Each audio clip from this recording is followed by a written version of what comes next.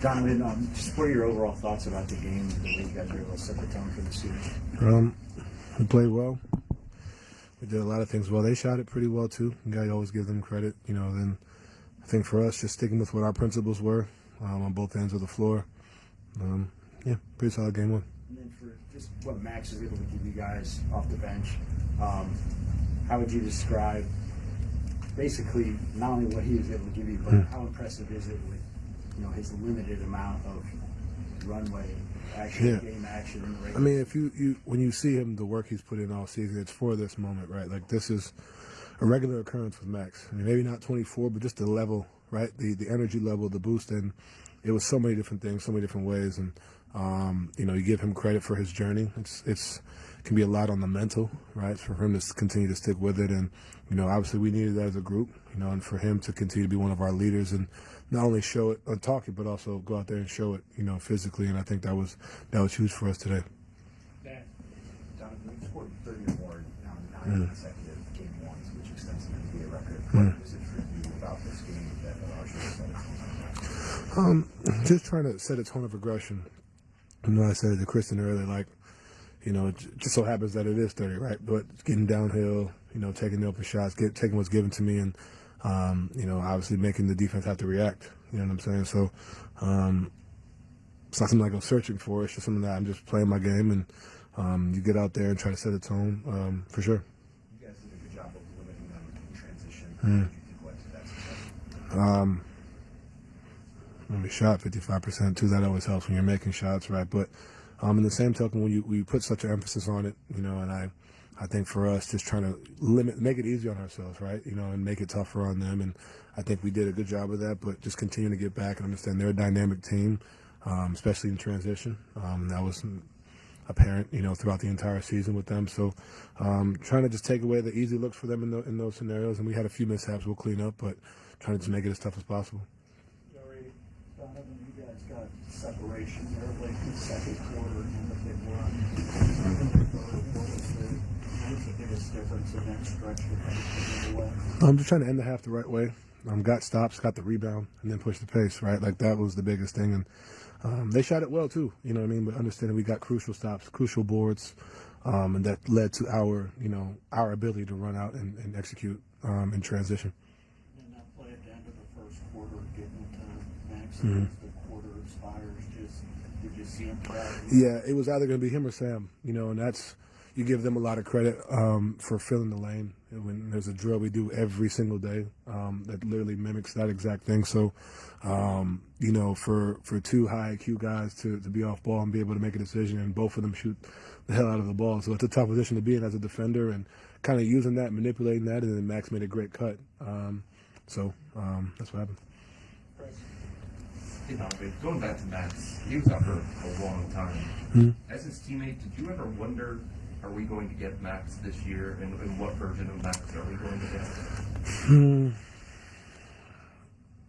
I think the second time that something came out, when it was like he has to, be reevaluated, and I was like, oh, it's looking dicey, but you got to give him credit.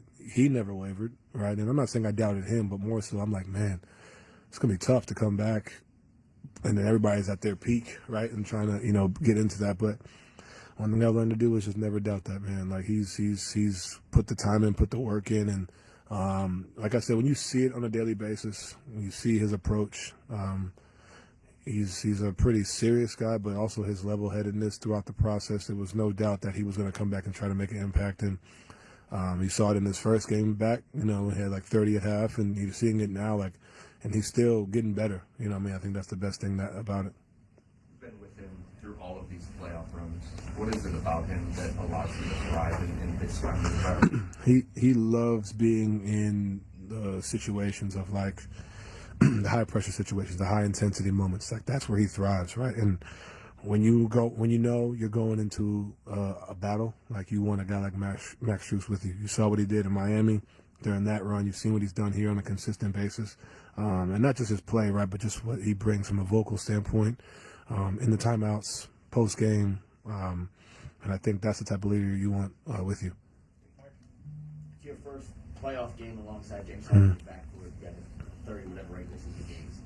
You notice anything different about James in preparation to lock in that came first again? I mean, I think the best part about it is that it's the same in the sense of his routine never wavers. I think maybe more his demeanor is obviously a little more serious, but, you know, he's going harder. You know, I think the prep the week of, you know, you see him, you know, working, you know, getting extra reps in, getting extra sprints in, stuff like that.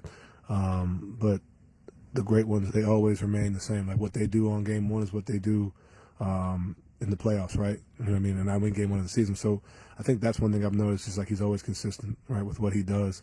And then areas that he knows, like, all right, for this series, I'm going to need to get to this. You see him working on those things and having that communication with Ed, with Jay, with myself, with Max, same with everybody, with Kenny. That's one thing I've noticed. And, you know, he makes it look so easy, man. Like it's one of those things that's great to be around and great to watch. And looking forward to continue to take it game by game. And does his presence in the backcourt with you, does that kind of allow you to do what you've done and do best? Yeah, I think so. I mean, you see how he started the game, right? Just trying to find ways to get the bigs involved, and then finding ways to attack himself.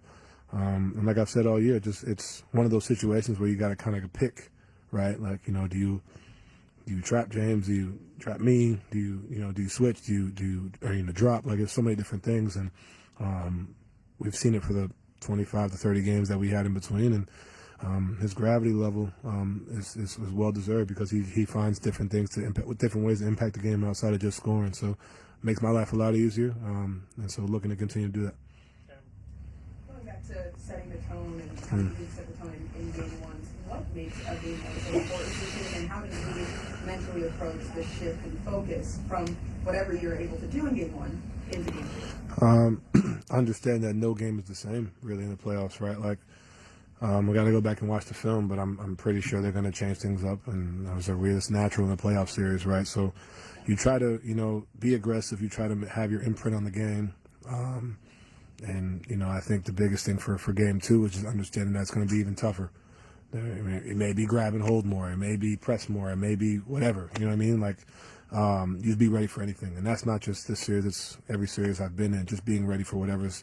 And that's not just me. It's a team thing as well, right? So just being ready for whatever comes, and you watch the film and you try to get better. Joe G and Joe V. Before the game, Kenny talked about the importance of penetrating the paint, not just the big guys, everybody. Other than your 4 threes, everything was right in the paint. How important was it for you to do your work? Yeah, I mean, I don't know if you guys have noticed, but probably the 3 games before this, that's all I was doing. You know what I mean? Even if we didn't play these guys, it was just the mentality of getting downhill, putting your body and being in shape to do it every single play, right? And knowing that, you know, the 3 ball is going to be there. You know, I feel like I can shoot on anybody, but it's like trying to make it a point, not just to score, right? You know, getting down there, I found Sam in the corner. Obviously, he missed, but like same thing, I found James top of the key, right? So just trying to, you know, just continue to put pressure on teams, and that's where I feel like I thrive, and making the defense have to react to that. You and Kenny both had interactions with Tony brothers during the game. I want to ask you about yours.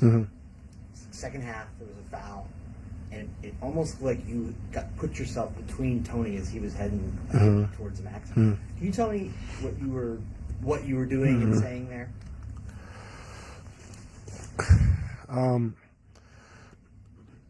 think in that moment, understanding that you have 2, I don't know if Tony played, but it seems like a competitor the way he goes about things, and everybody has their own different views on him and how they feel. I personally like, hey, here's what it is, right? And you know, he's not a bad guy, right? So understanding my teammate, understanding that who he's talking to, so trying to be the voice of reason between the two of them in a heated moment. And I basically said, Tony, like, at the end of the day, you know, the referee holds all the power in this scenario. So, like, you know, I mean, with the back and forth is only going to hurt one person. You know what I'm saying? So, I wish it wasn't like that, but, like, at the end of the day, man, like, that's my job as a leader to kind of, one, have my teammates back, but also, 2, diffuse any situation. I'm not the guy to typically go back and forth with the referee, but just kind of, you know, making it known, like, hey, like, you know, it's bigger than just that moment, and I think that was what it is. But like I said, everybody has different views on Tony. Tony and I have a great relationship, but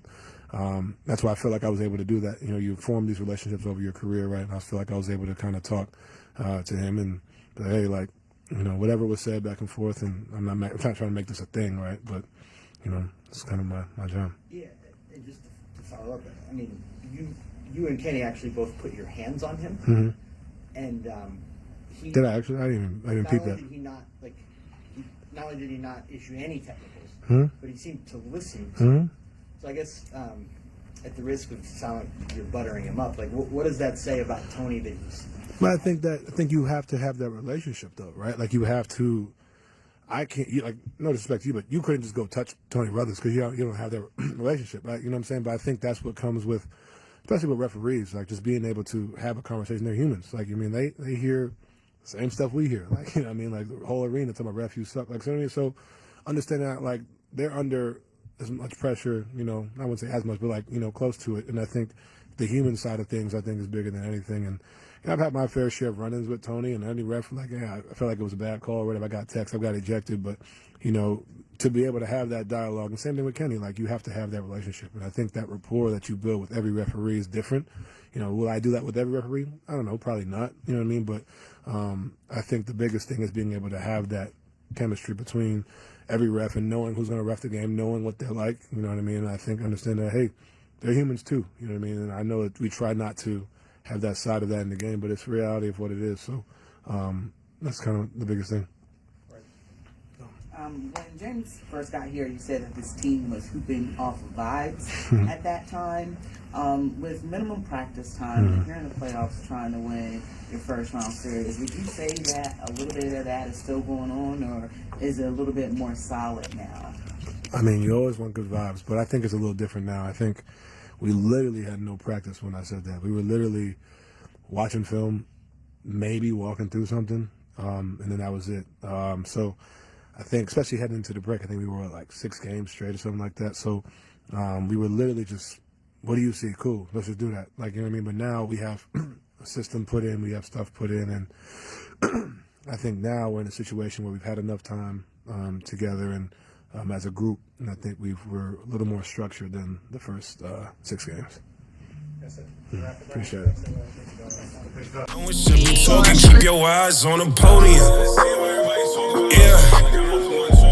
No one should be talking, eyes on podium.